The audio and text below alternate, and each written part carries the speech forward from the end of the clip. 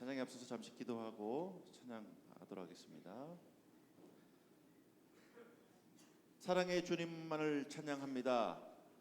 한 주일 동안도 주께서 지켜주신 것 감사드립니다. 하나님, 한 주간도 지켜주신 것처럼 현재도 미래도 주님께서 책임져 주시옵소서. 오늘도 찬양의 가사 속에서 흘러나오는 주님의 메시지를 듣게 하시며 그 찬양을 통해서 주님께 더욱더 영광을 누리는 귀한 시간 되게 도와주옵소서. 찬양을 통해서 또한 저희들은 은혜를 받는, 또한 치유를 받는 그런 저희들에게 도와주시옵소서. 오늘도 모든 영광을 주님께 돌릴 때 예수님의 이름으로 기도드립니다. 아멘. 우리가 주님을 항상 생각하면서 주님의 은혜를 또한 체험하는 그런 여러분 되시길 바라면서 우리 왜 나만 겪는 고난이야와 함께 찬양하도록 하겠습니다.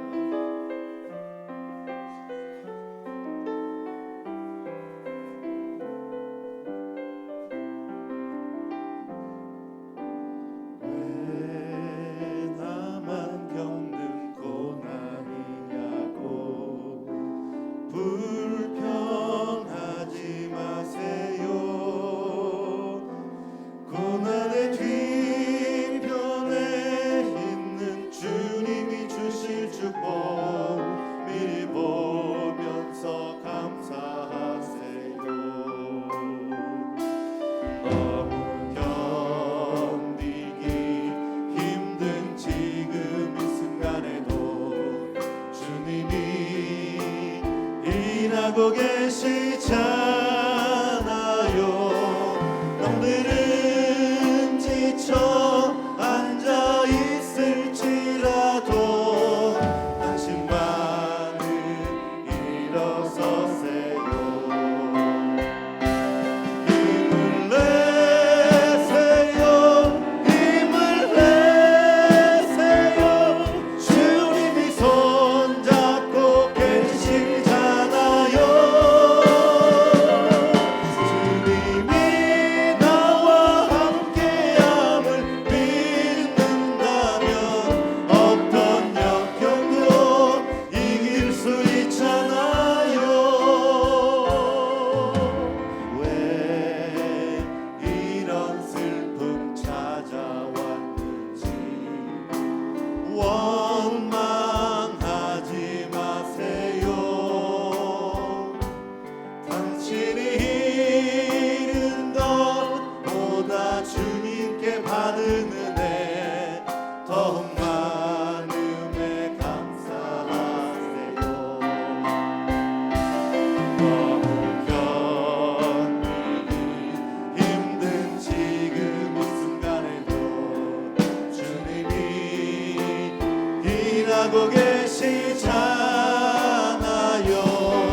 남들은 지쳐 앉아 있을지라도 당신만은 일어서세요.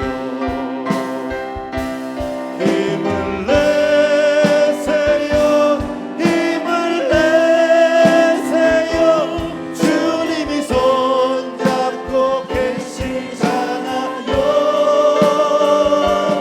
주님이 나와 함께함을 믿는다면 어떤 고난도 우리 청석 다시 합니다.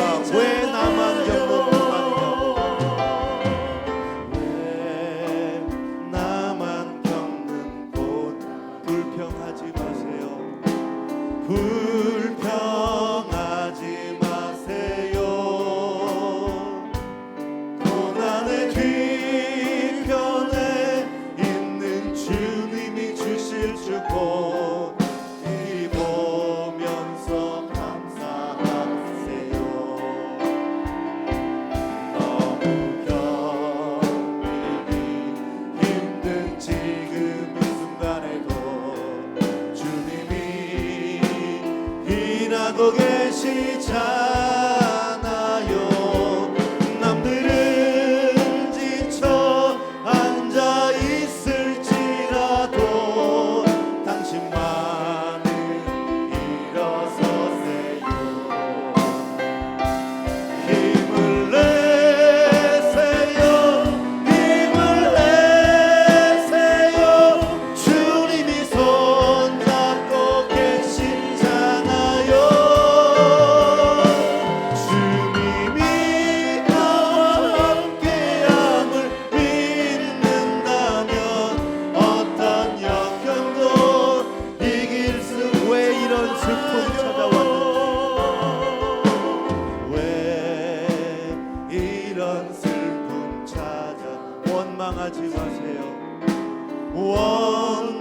원망하지 마세요.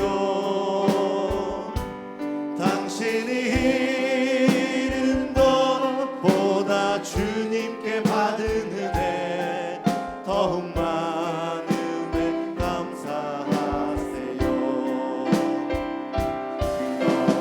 견디기 힘든 지금 이 순간에도 주님이 일하고 계시잖아요. 남들은 지쳐 앉아 있을지라도 당신만은 일어서세요. 힘을 내세요. 힘을 내세요. 주님이 손잡고 계시잖아요. 주님이 나와 함께함을 믿는다면 어떤 고난도 견딜 힘을 내세요. 힘을 내세요. 힘을 내세요.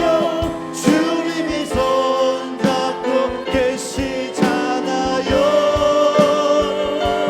주님이 나와 함께함을 믿는다면 어떤 고난도 견딜 힘을 내세요. 힘을 내세요. 힘을 내세요. 주님이 손잡고 계시잖아요.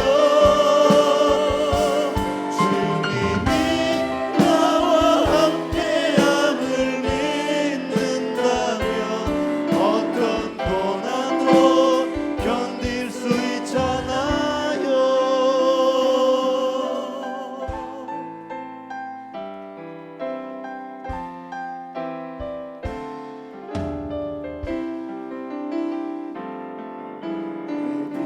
저 예수 의지해요. 나의 피난처 예수 의지해요. 나의 가는 길에 거센 바람 몰아쳐와도 나의 피난처 예수 의지해요. 나는 영원히 주님 사랑해요. 나는 영원히 주님 사랑해요. 나는 영원히 주님 사랑해요. 세상 어떤 것도 나의 사랑 끊을 수 없네. 나는 영원히 주님 사랑해요. 아바 아버지요. 아바 아버지 나를 사랑하시니 나의 모든 것 주께 드려요. 아바 아버지 내가 여기 있으니 주님 영광 위하여 서 나의 피난처 예수 나의 피난처 예수 의지해요. 나의 피난처 예수 의지해요. 나의 가는 길에 거센 바람 몰아쳐와도 나의 피난처 예수 의지해요. 나는 영원히 주님 나는 영원히 주님 사랑해요. 나는 영원히 주님 사랑해요. 세상 어떤 것도 나의 사랑 끊을 수 없네. 나는 영원히 주님 사랑해요. 아바 아버지 아바 아버지 나를 사랑하시니 나의 모든 주께 드려요. 아바 아버지 내가 여기 있으니 주님 영광 위하여. 아바 아버지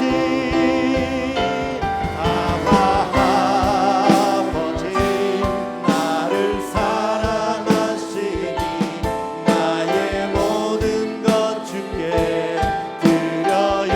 아바 아버지 내가 여기 있으니 주님 영광 위하여. 주님 영광 위하여. 주님 영광 위하여. 주님 영광 위하여. 주님 영광 위하여 서주세요.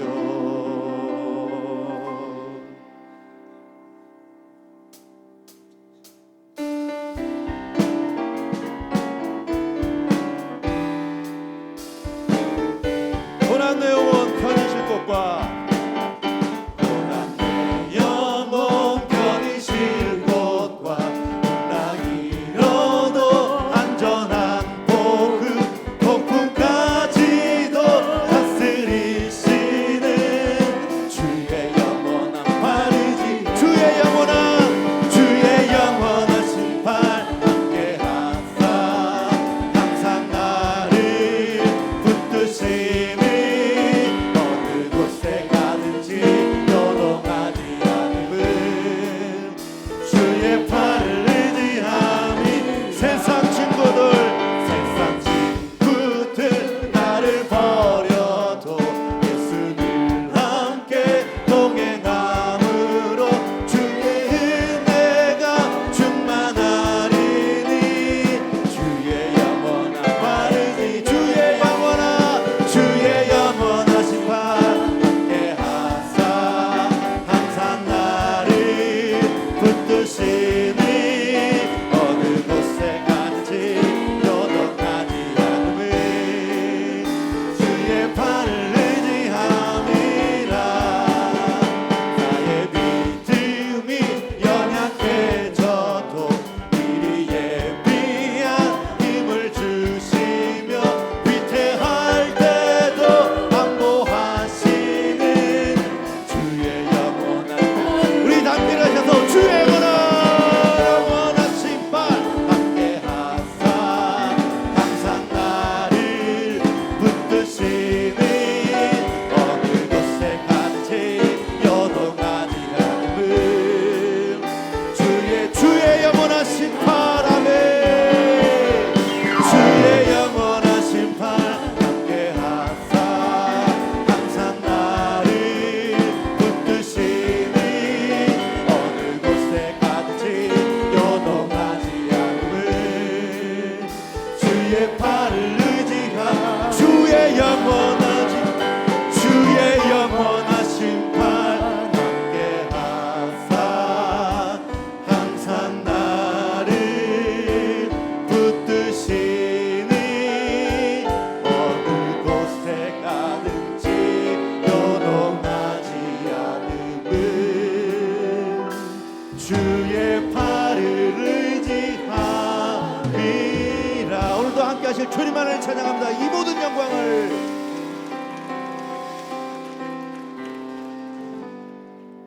우리 앞뒤 좌우로 인사하겠습니다. 사랑합니다. 축복합니다. 사랑합니다. 축복합니다.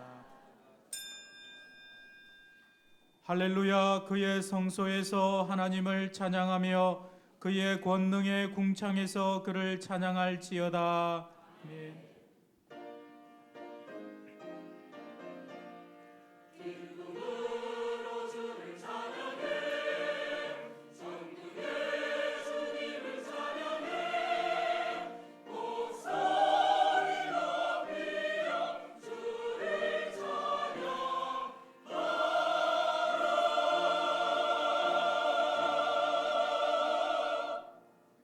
전능하사 천지를 만드신 하나님 아버지를 내가 믿사오며 그 외아들 우리 주 예수 그리스도를 믿사오니 이는 성령으로 잉태하사 동정녀 마리아에게 나시고 본디오 빌라도에게 고난을 받으사 십자가에 못 박혀 죽으시고 장사한 지 사흘 만에 죽은 자 가운데서 다시 살아나시며 하늘에 오르사 전능하신 하나님 우편에 앉아 계시다가 저리로서 산자와 죽은 자를 심판하러 오시리라. 성령을 믿사오며 거룩한 공예와 성도가 서로 교통하는 것과 죄를 사하여 주시는 것과 몸이 다시 사는 것과 영원히 사는 것을 믿사옵나이다. 아멘. 한 주간의 삶을 돌아보며 참회의 기도를 드리겠습니다.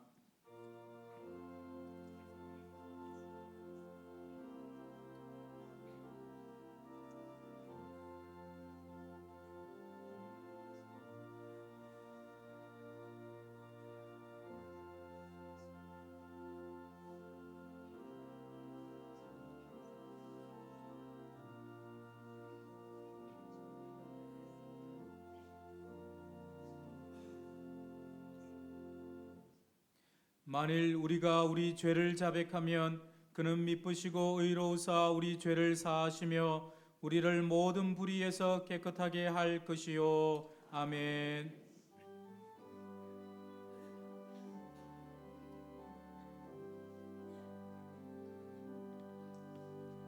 모든 영광을 하나님께, 모든 영광을 하나님께, 온 마음과 뜻 다해 주 사모합니다. 모든 영광을 하나님께.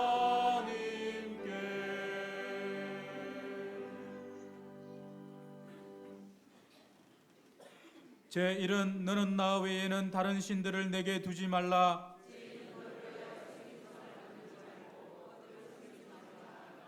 제3은 너는 내 하나님 여호와의 이름을 망령되게 부르지 말라. 제5는 내 부모를 공경하라. 제7은 간음하지 말라.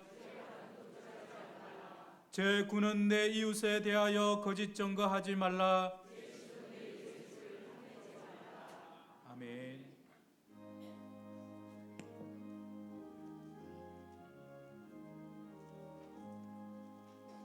마음 가난한 사람 복이 있나니 천국이 그들의 것이미요. 늘 애통하는 이 복이 있나니 그들이 위로를 받으리라. 온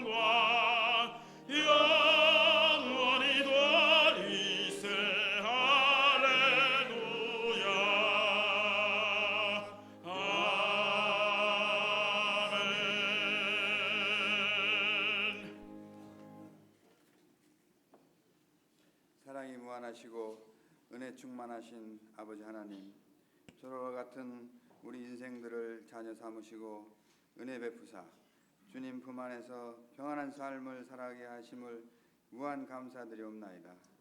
주께서 택하신 백성들이 오늘 거룩한 주일에 주님의 거룩한 성전에 엎드려 기도합니다. 주님 용서하여 주시옵소서. 돌아보면 지난 날들의 삶이 너무나도 위선적이었음을 고백하지 않을 수 없나이다. 입술로는 주여 주여 하지만 행동으로는 주께서 세우신 공의와 질서를 무시하고 내 뜻대로 주장하며 살아왔음을 고백하오니 주님 용서하여 주시옵소서. 주께서 핏값을 주시고 세우신 한일교회를 통하여서 온전하게 구원의 방주의 역할을 감당할 수 있도록 축복하여 주시옵시고, 이 일을 위하여 세워진 모든 주님의 청지기들이 제 역할을 잘 해나갈 수 있게 하여 주시옵소서.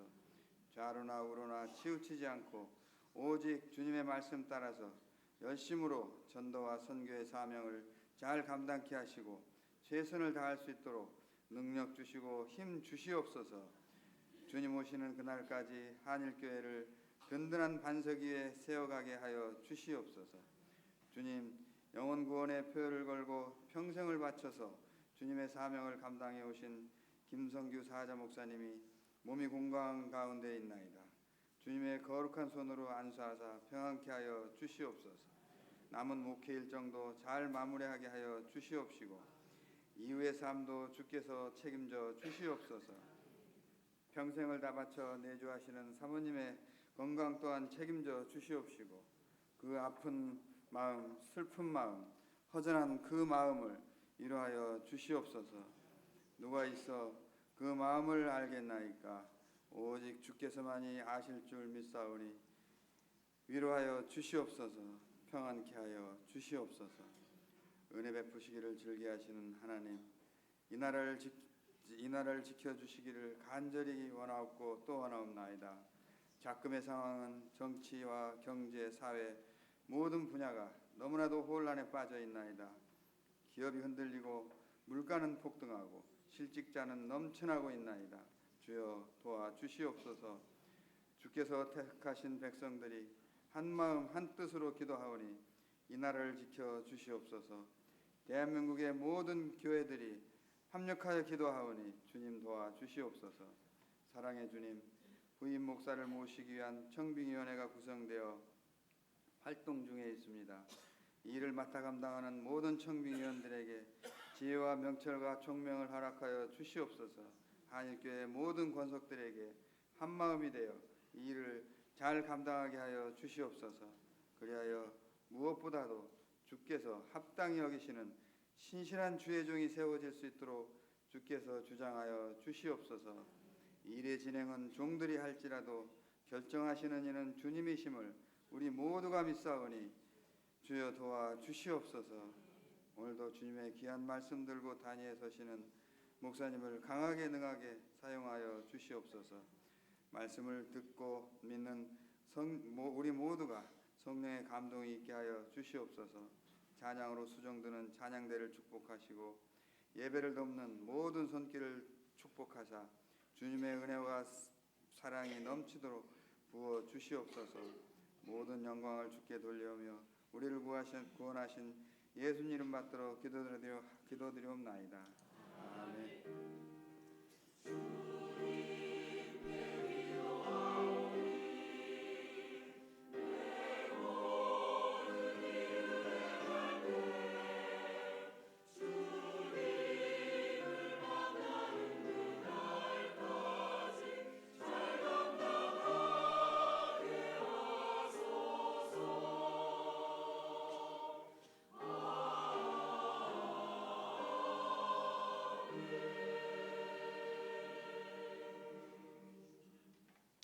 다 함께 일어서서 성경 봉독하겠습니다. 오늘 우리에게 주시는 하나님의 말씀은 마태복음 5장 10절에서 12절 말씀입니다.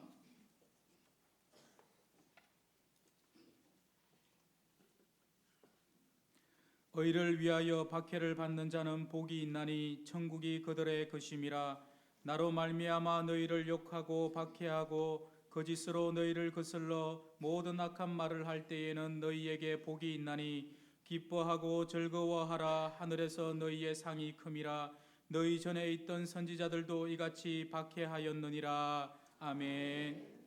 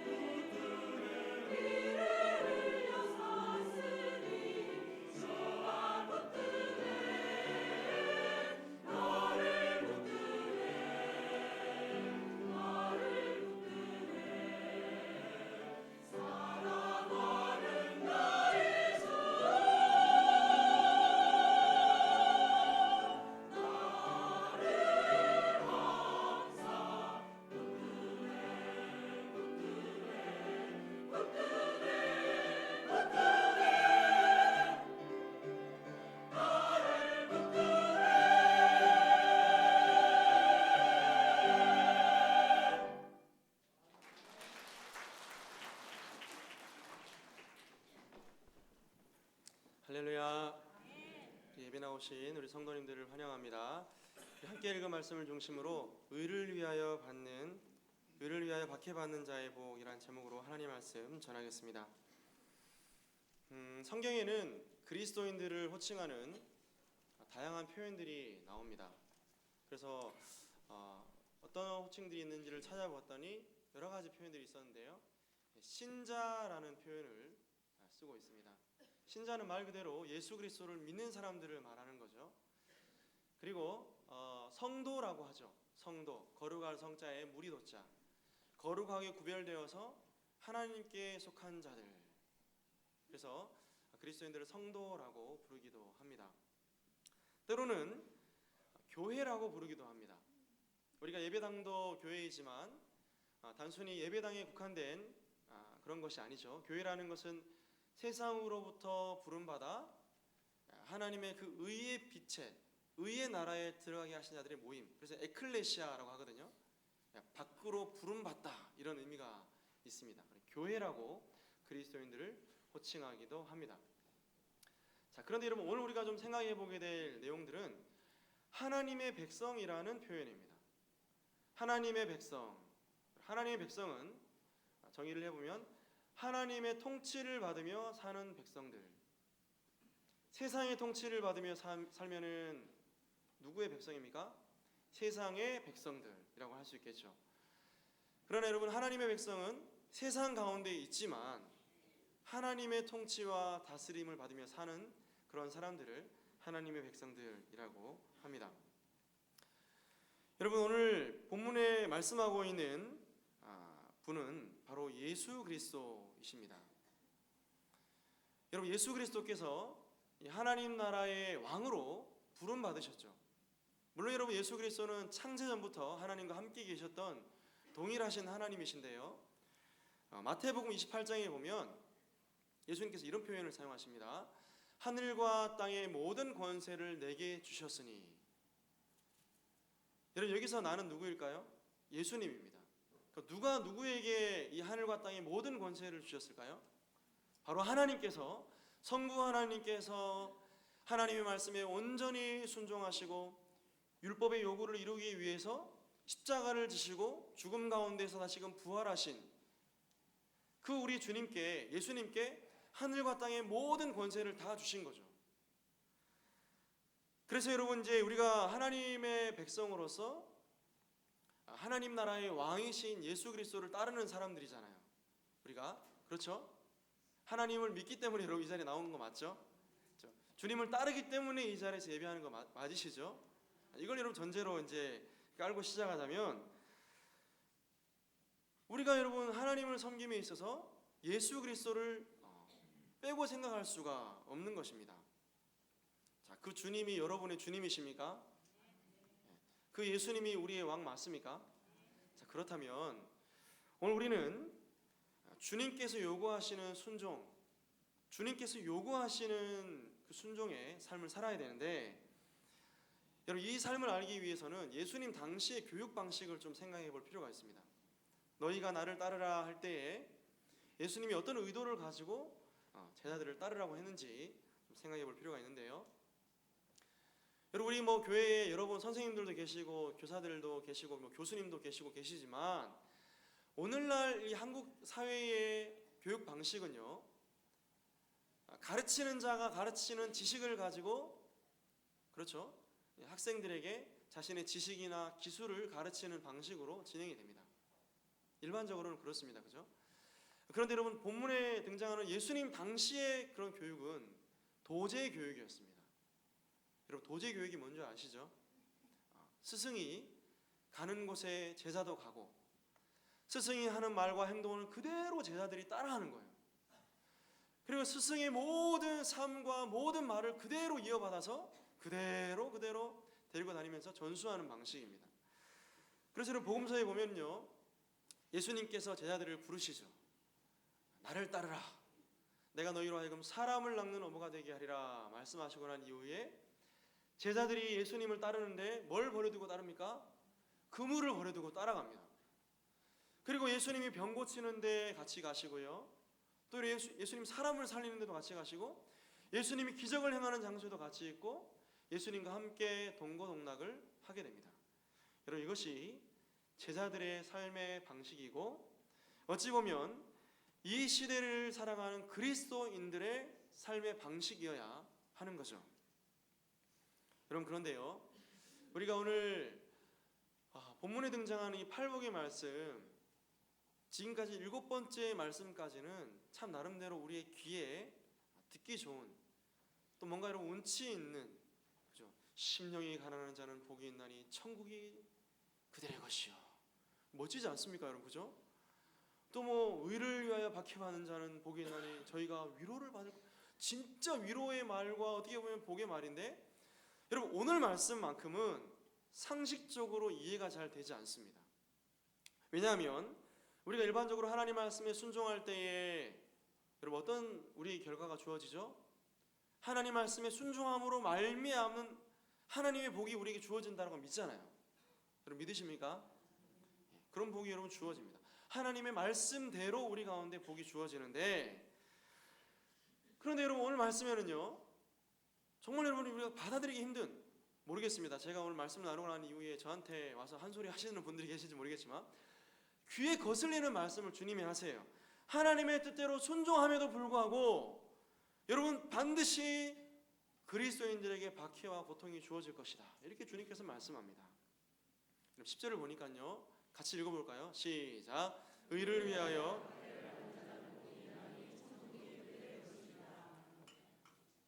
여러분 본문의 오늘 제목이 의를 위하여 박해를 받는 자는 이렇게 제가 썼는데요. 제목을 잘못 썼어요. 여러분 말씀을 좀 이렇게 연구하다 보니까 의를 위하여 박해를 받은 자는입니다. 여러분 이 박해를 받다라는 단어를 좀 살펴볼 필요가 있는데 디오코라는 헬라어에서 나왔습니다. 이 말은요 누군가를 쫓다, 내쫓다, 그리고 쫓아버리다 이런 표현입니다.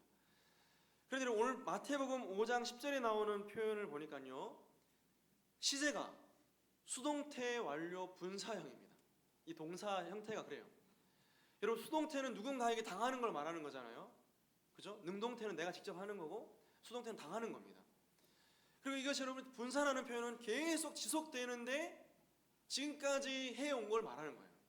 무슨 말이냐면 이걸 다시 정리하면 박해를 받다라는 표현은 기꺼이 자신의 박해당하는 것을 어떻게 해요? 용인해왔다. 누가요? 신자가 그리스도인이 그런 삶을 살아온 자가 바로 박해를 받은 자라는 표현입니다. 여러분 그런데 질문이 한 가지 생기죠. 왜 신자가 박해받아야 되는가? 우리가 뭐 잘못했다고 그리스도인들이 왜 박해를 받아야 되는가? 질문이 생깁니다. 여러분 그런데요 11절에 보니까 그 이유를 예수 그리스도 때문이다 라고 말씀합니다. 여러분 11절 초반부를 보시기 바랍니다. 뭐라고 기록되어 있죠? 나로 말미암아 이렇게 표현이 되어 있습니다. 뭐 여기서 나간 누군가는 말씀하시는 화자가 누구인지 우리가 명확히 알기 때문에 바로 예수 그리스도인 것을 알 수 있죠. 여러분 그렇다면 질문이 하나 더 나오죠. 그렇다면 세상이 왜 예수 그리스도로 말미암아 신자를 박해하는 것인가? 여러분 여기에 대한 해답을 우리 주님께서 말씀하셨는데요. 우리 말씀 한번 같이 읽어보겠습니다. 요한복음입니다. 시작. 세상이 너희를 미워하면 너희가 세상에 속하였으면 세상에 자기의 것을 사랑할 것이나 너희는 세상에 속한 자가 아니요 도리어 내가 너희를 세상에서 택하였기 때문에 세상이 너희를 미워하느니라. 아멘. 말씀을 자세히 보면요 세상이 우리를 미워할 수밖에 없는 이유가 있습니다. 그 이유는요 우리가 세상에 속한 자가 아니기 때문입니다. 아니 우리가 세상에 살고 있으면서 세상에 속한 자가 아니라니요. 여러분 영적인 의미를 볼 때 우리의 신분적인 차원에서 우리는 이미 세상에 속한 자가 아닙니다. 여러분 믿으시기 바랍니다. 왜냐하면 여러분 말씀처럼 주님께서 우리를 찍어가지고 하나님의 백성으로 또 하나님의 아들 딸들로 그리스도인으로 신자로 성도로 만들어 주셨기 때문에 이제는 우리 신분적으로 하나님의 백성이지 세상의 백성이 아닙니다. 그런데요 이런 신분의 변화가 있는 우리들을 세상이 가만히 두는가? 결코 가만히 두지 않는다라고 우리 주님께서 말씀하는 거죠. 여러분 세상이 신자를 박해하는 첫 번째 이유가 우리를 미워하는 이유가 주님 때문이다라고 말씀을 드렸습니다. 자, 그렇다면 여러분 왜 세상은 예수님을 미워할까요? 아니 어떤 분들은 그렇게 얘기를 하더라고요. 나는 예수님은 좋은데 너희 믿는 자들 꼬락서니가 거시기 해서 내가 교회 안 나가. 저 그런 얘기를 직접 들은 적이 있습니다. 너희 믿는 사람들이 똑바로 안 사니까 또 교회가 똑바로 안 하니까 교회 안 나가. 이렇게 얘기를 하는데요. 맞는 말입니까? 맞는 것처럼 보이지만 궁극적으로 이런 그 안에 깊이 있게 그 사람을 사로잡고 있는 것이 하나가 있습니다. 궁극적으로는 예수 그리스도를 싫어하는 거예요. 여러분, 세상이 왜 예수 그리스도를 싫어합니까? 예수님께서 완전하신 분이기 때문에 그렇습니다. 여러분, 인간의 몸을 입고 오신 하나님의 아들이신 예수 그리스도는 100% 사람으로 오셨지만 사실 100% 하나님이에요. 여러분, 누가 여러분 바다를 명령해 잠잠하라고 하는데 말을 듣고, 누가 떡 5개와 물고기 2마리로 여러분 5,000명 이상을 먹이고, 누가 죽은 사람을 살리고, 누가 여러분 이렇게 이런 일들을 할 수 있습니까? 이 모든 기적의 근원은 바로 예수님이 하나님의 아들이자 참 하나님으로 이 땅 가운데 오신 메시아인 것을 증명하는 사건들입니다. 그런데 성경과 세상의 역사 가운데 사람들은 이런 사람을 본 적이 없어요. 세상이 참 하나님과 사람이신 예수 그리스도를 대면하는 그 순간, 그들 마음 가운데 깊이 심겨져 있는 그 모든 죄악까지 예수님이 다 드러내버리는 겁니다.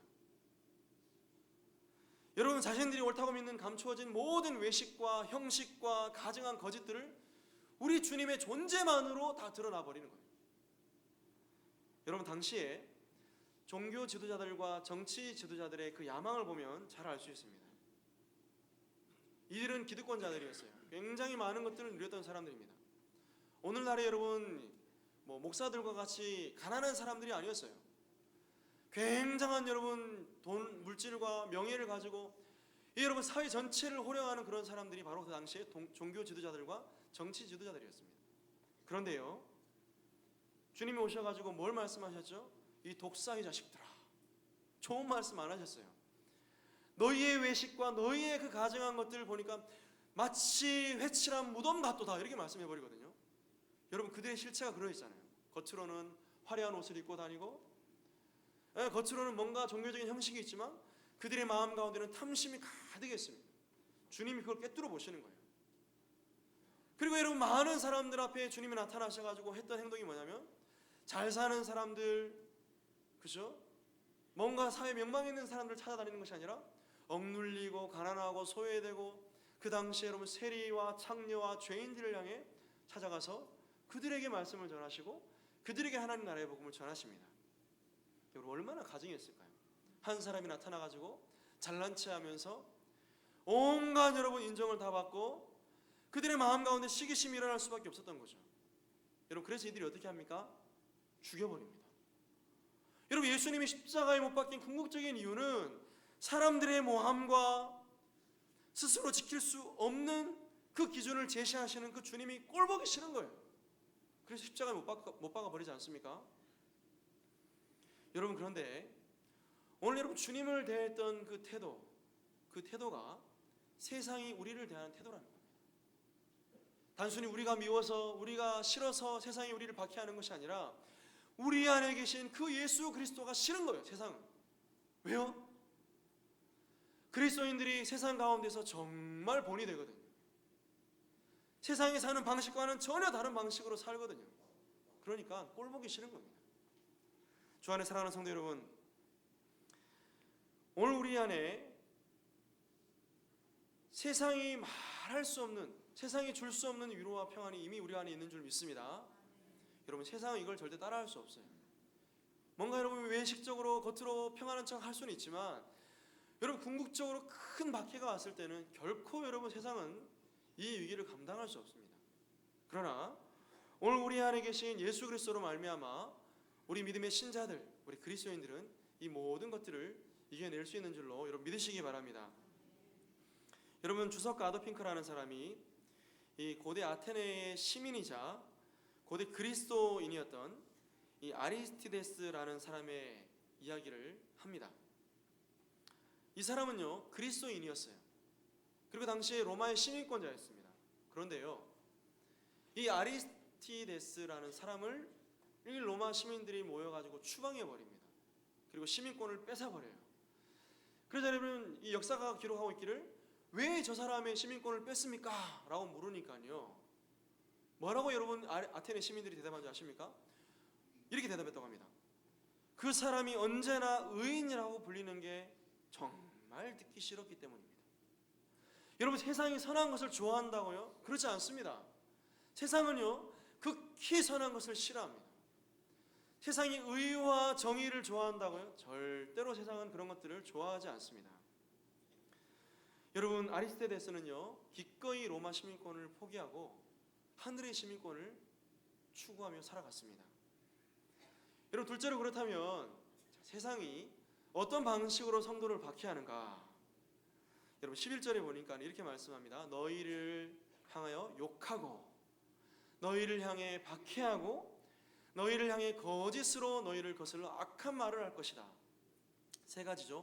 욕을 하고 박해하고 거짓말로 너에게 악한 말을 할 것이다. 여러분, 이것은 단순히 여러분 우리 주님께서 말씀하신 그 내용과 동시에 오늘 우리 주님께서 친히 이 모든 것들을 당하셨습니다. 마태복음 26장에 보니까요 이렇게 말씀합니다. 그때에 대제사장들과 백성의 장로들이 가야바라 하는 대제사장의 관정에 모여 예수를 흉계로 잡아 죽이려고 의논하되. 중요한 단어가 여러분 흉계로 잡아 죽이려고. 여러분 간사한 꾀를 가지고 예수 그리스도를 죽이기 위해서 의논하죠. 여러분 자신의 중심을 깨뜨려 보시는 그 주님 앞에 이들이 취한 태도였습니다. 그리고 사단은 이것을 이용해서 어떻게 하죠?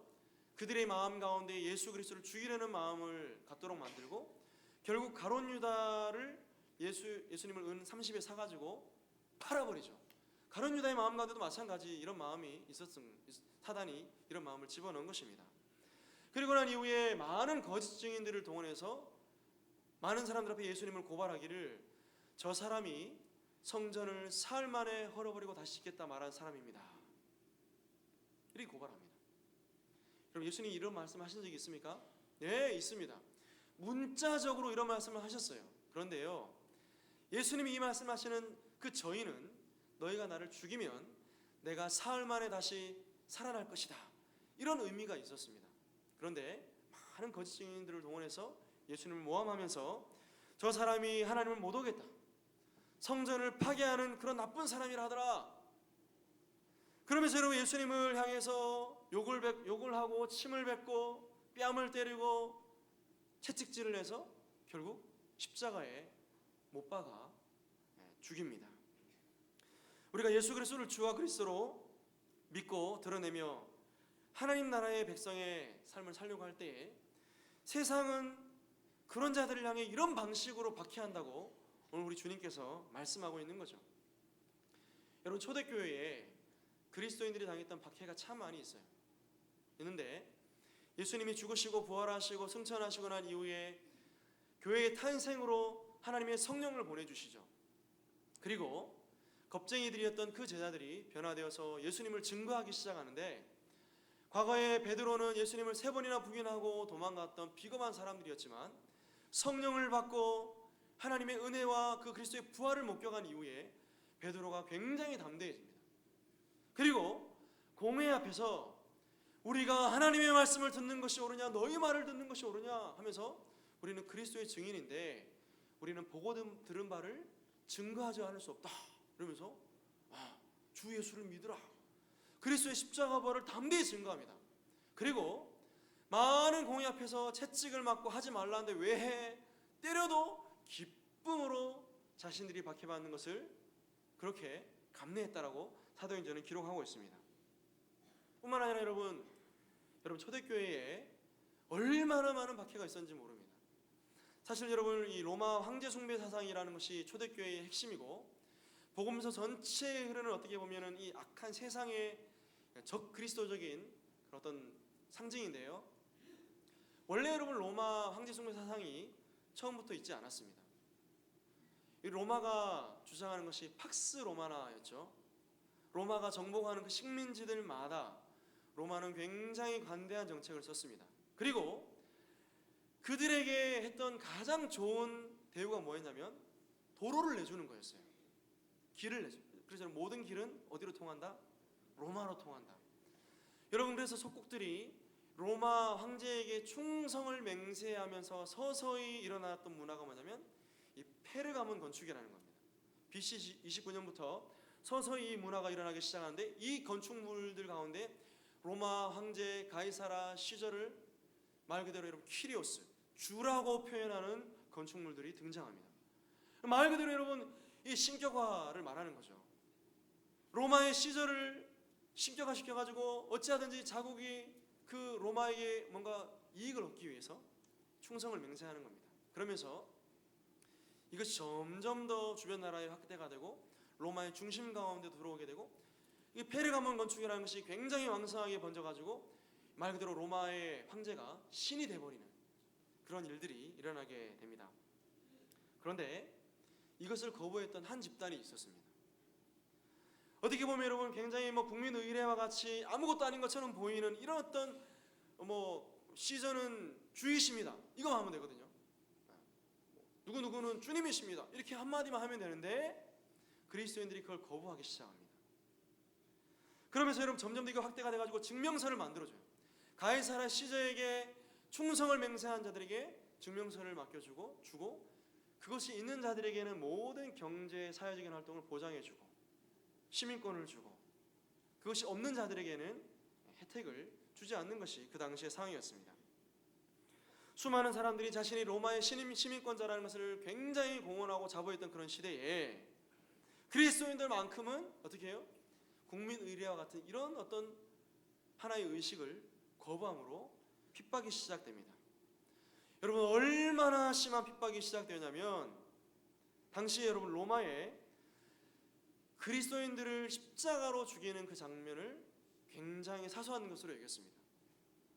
그래서 여러분 어떤 이들은 사자에게 밥으로 던져줬고요, 어떤 사람들은 화형을 당하는데 이 네로 같은 경우는 우리 그리스도인들의 몸에다가 수지를 발라요. 수지, 연예인 수지 말고요, 수지를 발라가지고 여러분 그 횃불을 들 때 횃불이 계속 오래 타잖아요. 그걸 발라가지고 여러분 로마에 있는 모든 밤 거리를 그리스도인들의 시체로 밝혔고요.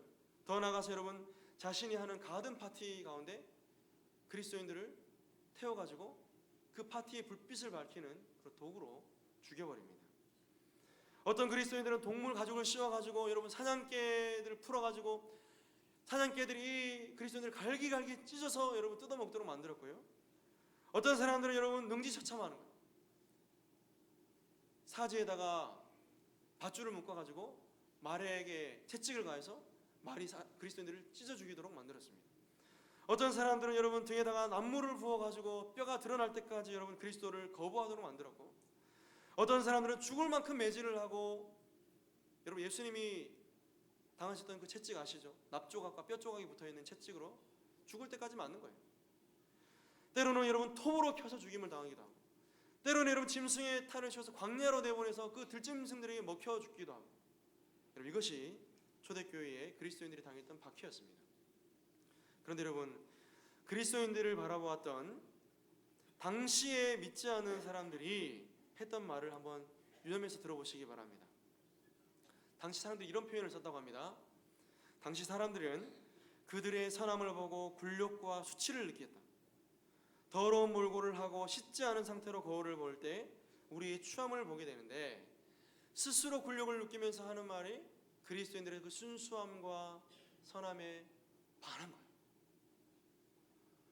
자신들의 어떤 사고방식과 생활방식과는 전혀 다른 삶을 바라보는 그리스도인들을 바라보면서 그들의 그 순수함과 선함을 정말 여러분 싫어하면서 그들을 굉장히 존경했던 그런 삶이 바로 그리스도인들의 삶이었다라는 겁니다.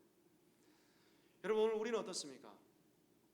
오늘 이 시대를 살아가면서 한국 사회의 노골적인 그리스도인들에 대한 박해는 제가 볼 때는 없는 것 같아요. 그러나 여러분 이 시대에도 황제 숭배 사상으로 말미암은 박해만큼 못지않은 박해가 오늘 우리에게 있습니다. 여러분 무엇일까요? 여러분 세상의 사고방식과 세상의 가치와 영합하지 않는 삶을 살려고 하는 그리스도인들에게는 이런 박해가 있습니다. 만몬 숭배 사상, 돈신을 섬기는 거예요. 여러분 돈과 쾌락과 명예와 권력, 이 땅에 보이는 숫자와 권력과 이 모든 것들을 섬기지 않는 자들은 여러분 세상 사람들이 왕따를 시킬 거예요. 실제로 그런 삶을 살고 있는 그리스도인들도 우리 가운데 있을 줄 압니다. 여러분 제가 설교를 준비하면서요, 다른 교회 목사님들은 이 본문을 어떻게 설교했을까 한번 들어봤는데 삼일교회 송태근 목사님이라는 목사님이 계십니다. 이 목사님이 굉장히 멋진 말씀을 하시더라고요. 제가 인용을 해봤습니다. 온 세상이 대세라 할지라도, 한번 따라할까요? 온 세상이 대세라 할지라도 대의가 아니라면 기꺼이 왕따 이상한 사람들이 되어야 합니다. 여러분 진짜 멋진 말 아닙니까? 여러분 이 말씀이 송태근 목사님이 하신 말씀이 아니에요. 우리 주님께서 말씀하셨죠? 너희가 나를 따르려거든 자기를 부인하고 자기 십자가를 지고 나를 따를 것이니라 말씀하셨고요. 여러분 좁은 길로 가라 말씀하셨죠? 여러분 주님을 따라가는 길이 좁고 협착한 길이라서 위험하고 고난과 박해가 있지만 그 끝은 영생이에요. 그 끝은 영원한 천국이고 하나님 나라입니다. 그러나 넓은 길로 가는 자들은 많이 가지만 그 끝은 사망이고 지옥인 거죠. 주 안에 사랑하는 성도 여러분, 다르게 사는 것이 그리스도인들의 유일한 대안입니다. 여러분 때로는 손해와 박해를 가져다 줄 수도 있습니다. 그래서 여러분 어떤 때는 손해를 각오하고 살점을 잘라내는 고통을 경험할 수도 있습니다. 그러나 여러분 그럼에도 불구하고 그런 고통이 우리에게 온다 할지라도 우리는 이상한 사람들이 되어야 될 줄로 믿습니다. 여러분 아멘입니까? 뭐 목사님 그런 걸 지키는 사람이 어디 있습니까? 이 땅 가운데. 아니요 여러분, 하나님의 말씀이 그러하기 때문에 하나님의 말씀이 그러하다고 말씀하면 그런 거예요. 예수님이 그렇게 말씀하셨기 때문에 그렇게 사는 것이 그리스도인의 표본인 줄 여러분 믿으시기 바랍니다. 여러분 세상은 우리와 다릅니다. 세상은요 절대로 이 팔복의 말씀을 따라 살 수도 없고 따라 살려고 하지도 않아요. 믿지 않는 자들은 이것을 여러분 말장난이라고 말합니다. 한번 볼까요 여러분? 세상은 심령이 가난한 자를 약자라고 조롱합니다. 왜 마음이 그렇게 약합니까? 마음이 약해서 그렇게 어떻게 살 수 있겠습니까? 여러분 왜냐하면 세상은 교만과 자기 사랑의 극치를 달리는 것이거든요. 그렇지 않습니까? 자기 잘난 맛에 사는 것이 세상 사람들의 사고방식입니다. 여러분 세상은 애통하는 자를 멸시해요. 이 애통이라는 것은 여러분 죄를 향해서 애통하는 것이라고 말씀을 드렸죠. 자신의 죄를 바라보면서 하나님 앞에 애통하는 거예요. 우는 거예요. 그런데요 세상은 죄로 인해 애통하는 사람들을 웃기다고 말합니다. 왜요? 세상은 죄 짓는 것을 즐겨하기 때문입니다. 웃기지 않습니까?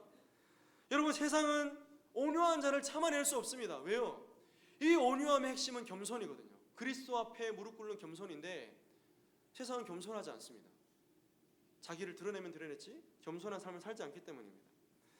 세상은 우리를 향해 끊임없이 바벨탑을 쌓으라고 요구합니다. 쌓아라 돈 많이 가져라, 명예 많이 가져라, 집 많이 가져라. 많이 가지는 것이 복된 삶이다. 그러나 여러분 성경은 우리에게 그렇게 말씀하지 않습니다. 오히려 긍휼과 청결과 화평함으로 철저하게 하나님 앞에 낮아지고 죽는 삶을 살아라고 우리에게 요구합니다. 여러분 이렇게 세상 나라가 하나님 나라를 가증하게 생각하고 박해하는 것은 우리 주님 말씀에 근거하면 필연인 것이죠. 자 그렇다면 여러분 우리가 박해를 받으면서도 왜 박해받는가를 알아야 되잖아요. 아까 예수님 때문에 박해받는다고 말했지만 오늘 성경에서는 여러 가지 박해에 관한 이야기들을 이렇게 말씀합니다. 우리 한번 같이 읽어볼까요? 베드로전서 5장 10절입니다. 시작. 모든 은혜의 하나님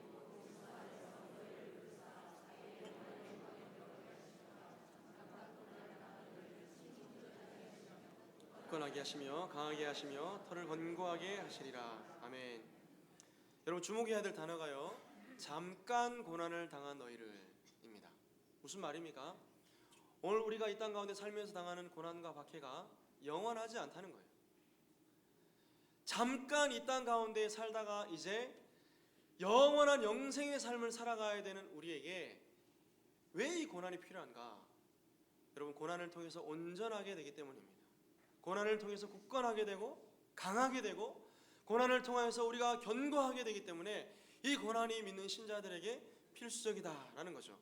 여러분 박해가 없을 때는 교회에 많은 사람들이 옵니다. 그죠? 어떤 목적을 가지고 교회에 오는지 모르지만 기도해서 뭘 하나님께 받으려고 하는지 아니면 어떤 의도가 있어서 교회에 오시는지는 모르겠지만 교회에 와요. 그러나 교회에 박해가 시작되는 그 순간부터 알곡과 가라지가 구분이 되기 시작합니다. 왜 그럴까요? 진짜 믿는, 예수님을 주와 그리스도로 믿는 자들은 목에 칼이 들어와도 예수님을 믿습니다. 하나님의 은혜로 받은 믿음 때문에 그 믿음을 변절하지 않습니다. 그러나 가짜들은 마치 여러분 곡식을 불어서 날릴 때에 가라지들이 날아가는 것처럼 다 날아가 버리고 얻게 될 것입니다.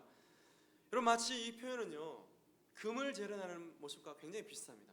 금을 여러분 보시기 바랍니다. 순도 99.9%, 24K의 금을 만들기 위해서는 뜨거운 불로 뭘 없애야 되죠? 불순물을 없애야 됩니다.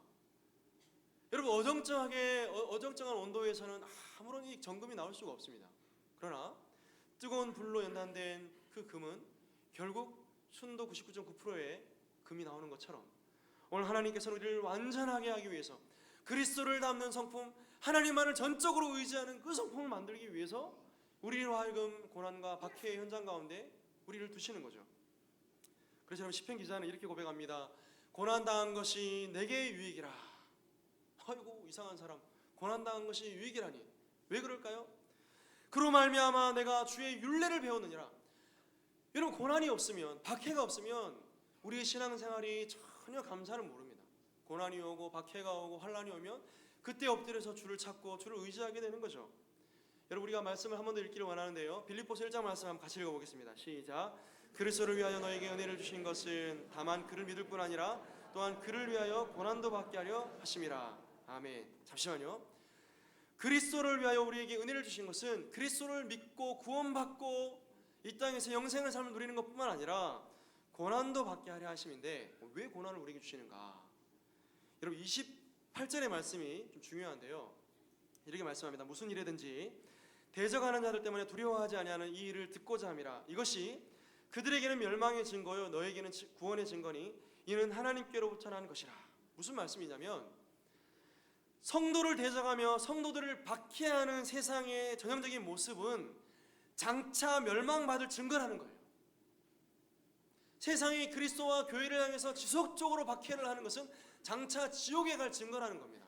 반면에 이 박해 가운데서도 박해를 두려워하거나 쫄지 않고 기꺼이 하나님 나라의 왕이신 예수 그리스도를 붙들고 그 주님 되신 그 주님을 따라가면서 받는 박해, 그것을 받는 성도들의 삶은 어떤 증거라고요?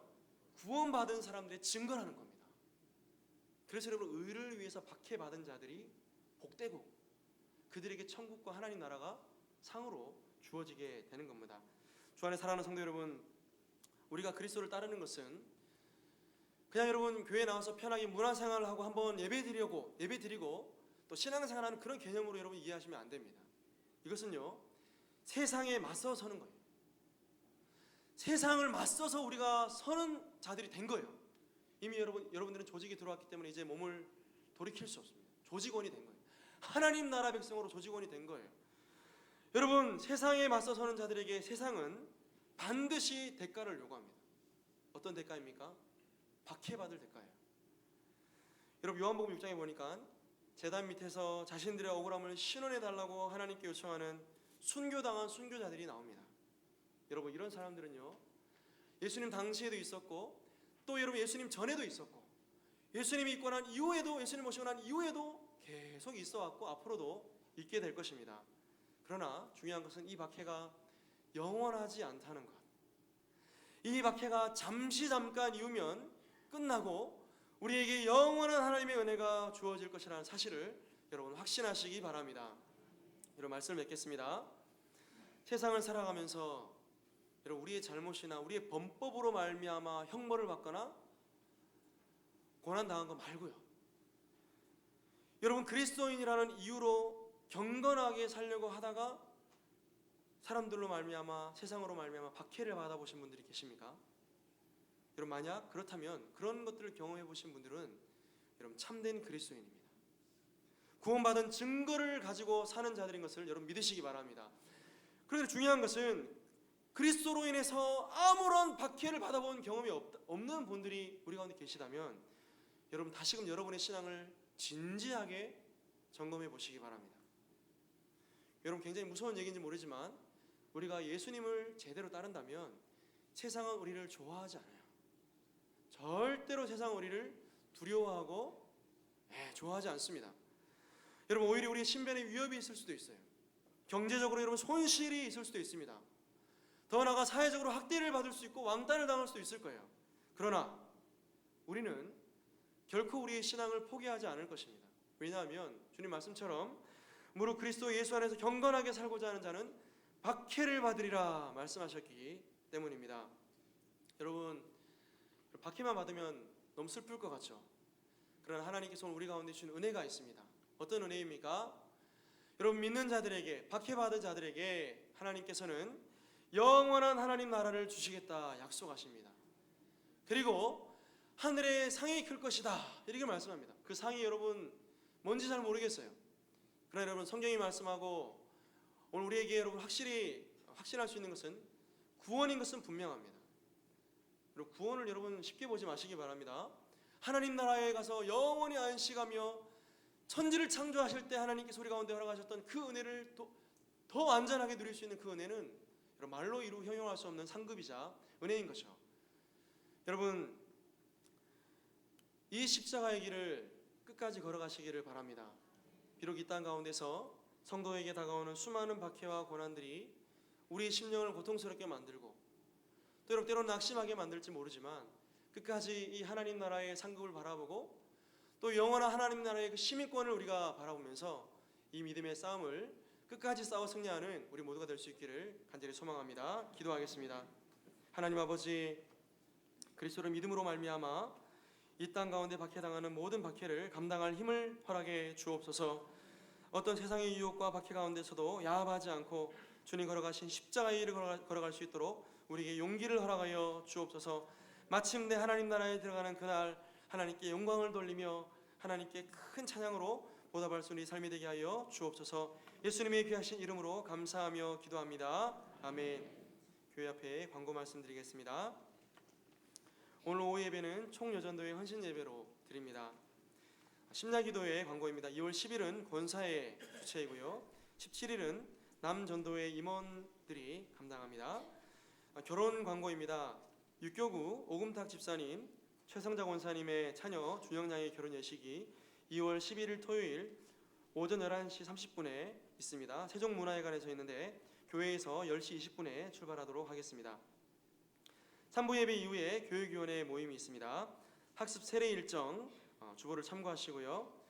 오늘 식사 대접은 이광원 집사님, 김건수 권사님 가정에서 대접합니다. 이어서 2부 청빙위원장이신 이재욱 장로님께서 나오셔서 청빙 관련 광고를 해주시겠습니다. 우리 이후에 찬송 461장을 찬송하겠습니다. 할렐루야. 사랑하고 존경합니다. 우리 향후 청빙 절차 일정을 말씀드리겠습니다. 우리 성도님들이 많이 궁금하셔가지고 한번 일정을 다 말씀을 드리겠습니다. 우리가 2017년 1월 1일서부터 1월 마지막까지 우리가 서류를 받았습니다. 서류 지원서를 받았는데 우리 한일교회 총 25명이 지원서를 냈습니다. 우리 한일교회가 보통 교회가 아니고 훌륭한 교회라든지 그래서 그런지 많이 지원서를 많이 안 냈더라고요. 그래가지고 어제 토요일 날 우리가 청빙위원장 7분이 모여가지고 서류 평가를 했습니다. 네, 훌륭한 목사님하고 실력 있는 목사님들이 많이 보셨더라고요. 내셔가지고 우리가 심사를 하는데 참 어려움을 많이 가졌습니다. 다 훌륭한 목사님이고 그러셔가지고 우리가 이제 이게 절차가 있습니다. 우리가 지금 어떻게 우리가 방식을 했느냐면 우리가 이제 고신측입니다. 우리 교회가 고신측이고 우리 서울로회입니다. 그래가지고 제가 이제 고신측이나 서울로회나 많이 이걸 한번 알아봤습니다. 이 방식에 대해서. 최근에 우리 서울로회 2달 전에 청빙한 교회가 있습니다. 총회장까지 하는 교회인데 그 교회도 이런 방식으로 했더라고요. 그래서 뭐 그 교회 가지고 똑같이 하는 건 아니고 교회에서 하는 방식은 다 틀립니다. 그렇지만 최근에 한 교회를 가지고 우리가 자료를 가지고 조금 이런 식으로 했습니다. 우리 이해해 주시기 바랍니다. 가지고 어제 우리가 청년들 모여가지고 10시에 모여가지고 4시까지 우리 서울 평가를 했습니다. 해가지고 우리 어제 한 10분을 우리 1차로 우리 했습니다. 1차로 했는데 참 우리가 보고 또 검사하고 해가지고 10분을 검사를 해가지고 1차 돼가지고 어제 다 못 끝났습니다. 그래가지고 오늘 아침에 또 8시에 모여가지고 한 10시 반까지 또 2차 심사 서류를 했습니다. 또 5분을 우리가 2차로 합격을 시키고 뽑고 또 이제 3차로 3명을 최종적으로 3명을 해가지고 3명이 확정되어 있습니다. 그래가지고 일정은 오늘 우리 설교 평가자들이 있습니다. 우리 남전도 여전도 회장님들하고 우리 장로님들, 청비원들 이렇게 설교 평가자가 있습니다. 평가자입니다. 그래가지고 다음 주에 이제 설교를 하시는데 세 분들이 오셔가지고 한 주에 우리 평가자들이 점수를 다 매기는 겁니다. 100점이 만점인데 그 듣고서 설교 평가를 해주시면 되고 우리 3부에 끝난 다음에 우리 이 남전도 회장들과 우리 장로님들, 청년들 다 이 자리에 남아 주셨으면 감사합니다. 또 이제 다음 주 2월 11일 주일 날 오후 2시에 1차로 이제 설교가 있습니다. 우리가 이제 설교도 우리 세 분한테 우리 지정을 해드립니다. 설교에 대해 가지고 우리 청교인들이 지정 설교를 정한 것이 예배로에 가서 설교를 하시라고 이제 하실 겁니다. 여러 가지 보니까 지정 설교가 많이 있더라고요. 보니까 한 12개 정도 있는데 예배가 제일 중요한 것 같더라고요. 예배하는 것이 모든 것이 다 들어가 있으니까 우리가 예배를 가지고 지정 설교를 하게끔 시간은 한 30분에서 35분 정도 이제 설교 시간을 드리는 것입니다. 그러니까 우리 잘 들어주시기 바랍니다. 그리고 또 설교하신 다음에 면접이 있습니다. 이렇게 면접이 참 중요합니다. 우리 사람이 인품이 중요하죠. 다 보니까 면접도 볼 것이고 또 이 두 번째 설교는 2월 19일 주일 오후 2시입니다. 이것도 설교한 다음에 면접이 있고 세 번째 설교 2월 26일 주일 또 오후 2시에 설교하기 면접이 있습니다. 이렇게 계획을 하고 있는데 또 조금 변할 수도 있습니다.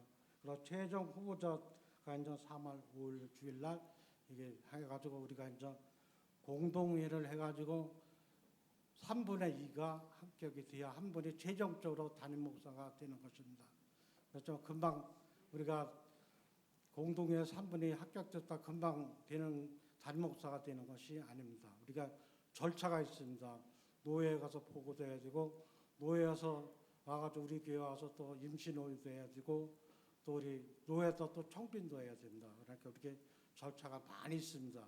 그러니까 우리 성도님들이 기도를 많이 해주시기를 바랍니다.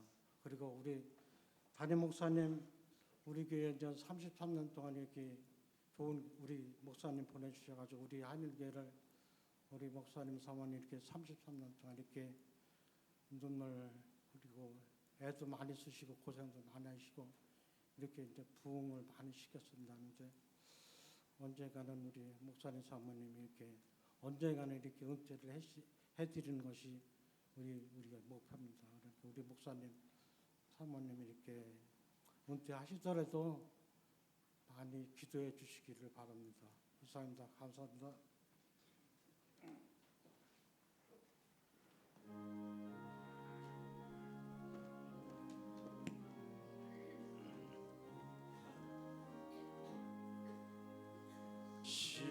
십자가를 질 수 있나 주가 물어보실 때 죽기까지 다르리 성도 대답하였다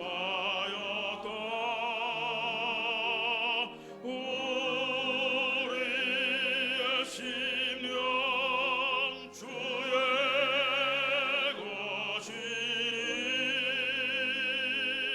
주님의 형상 만들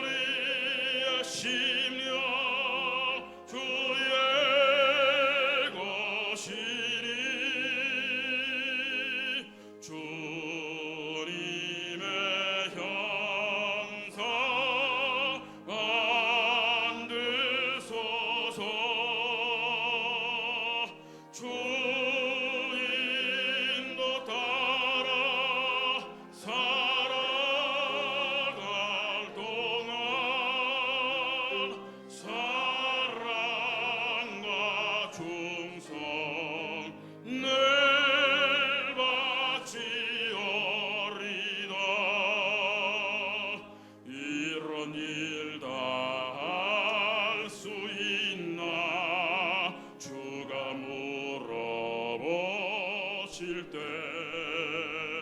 용감한 자가 울처럼 선뜻 대답하리라.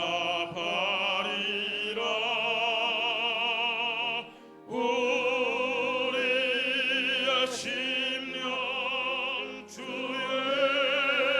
것이니 주님의 형상 만드소서. 주 인도 따라 살아갈 동안 사랑과 충성 늘 바치오리다. 아멘. 오늘 순서가 하나 더 추가가 되겠습니다. 기도하겠습니다. 참 좋으신 우리 하나님 아버지, 은혜와 사랑을 너무너무 감사합니다. 여기까지 인도해 주시고 우리를 예배의 자리에 인도하셔서 예배의 자리를 지키게 하심을 감사드립니다. 이 시간 하나님 앞에 나와 주님 말씀을 따라 교회를 위하여 복음을 위하여 11조를 봉헌합니다. 감사, 선교, 장학, 구제, 기타 여러 예물들을 주님께 드려오니 주님 기뻐 험량하여 주옵소서. 주님의 부유하신 축복의 손길로 넘치도록 채워 주시옵소서. 이 예물을 세일 때 하나님 나라 크게 일어나게 하여 주옵소서. 우리 구주 예수 그리스도의 크신 은혜와 아버지 하나님 무한하신 사랑하심과 성령님의 교통하심과 위로하심과 충만케 하심과 넘치도록 크게 축복해 주신 역사가 오늘 예배한 우리 온 성도들 머리와 가정과 하시는 모든 일들 위해 영원 무궁토록 함께 있을지어다. 아멘.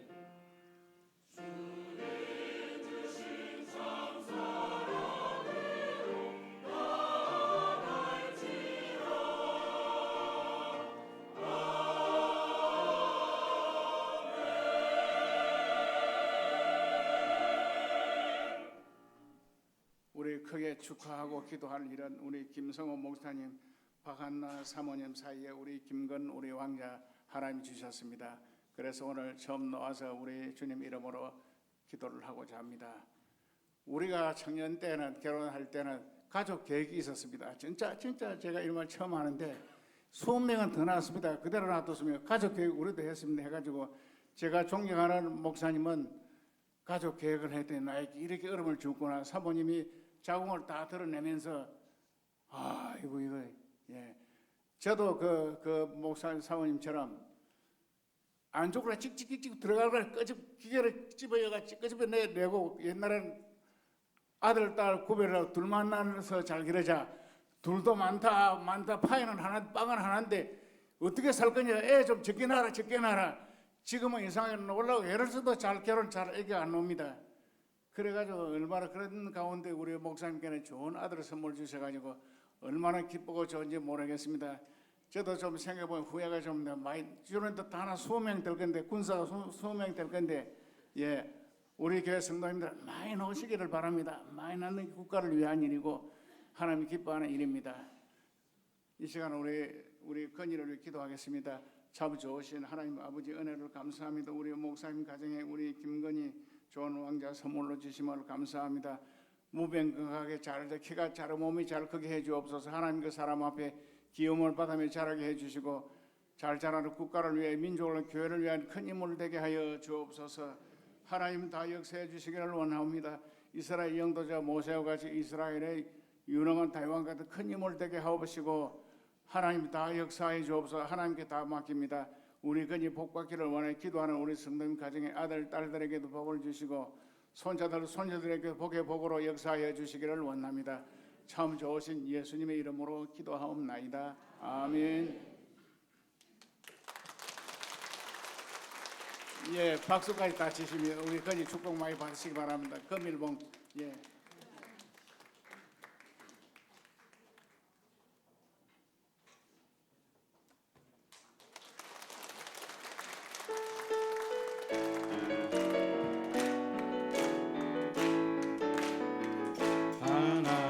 하나님의 독생자의